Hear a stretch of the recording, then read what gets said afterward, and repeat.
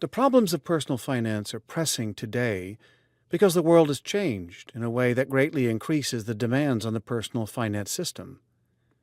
Most people can no longer rely on extended families, in which members of different ages support each other, or on traditional communities, in which families help each other in times of need.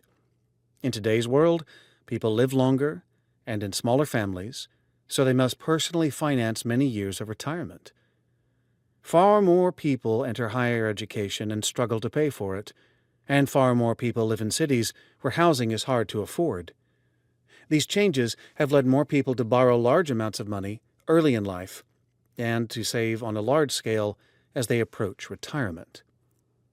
At the same time, people must manage frequent changes of employment. The old-fashioned job for life is a rarity today. Rapidly changing technology, most obviously a smartphone in every pocket, makes new financial products possible, but also creates new kinds of financial mistakes. Perhaps the most important change is the extraordinary growth in the number of middle-class households in emerging economies. Over the past 40 years, economic growth has propelled many millions of people into relative prosperity, a salutary trend.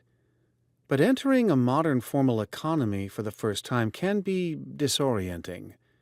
Many choices must be made to take full advantage of new opportunities, to educate the next generation, and to finance first home purchases.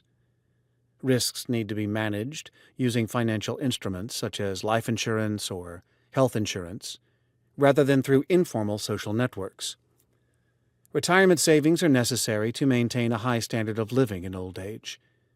Bad choices in household financial markets, which some financial service providers are all too eager to encourage and exploit, can snatch away hard-won prosperity and push financially fragile middle-class households back into the ranks of the poor.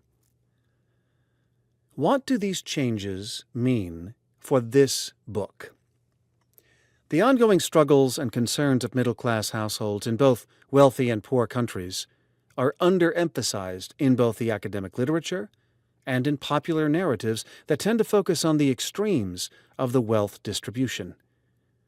While we celebrate the reductions in extreme poverty and understand the concerns about the extreme concentration of wealth in the hands of the top 1%, we seek to lay out a framework for a personal finance system that meets the needs of the neglected middle, that is, people with moderate levels of incomes and wealth.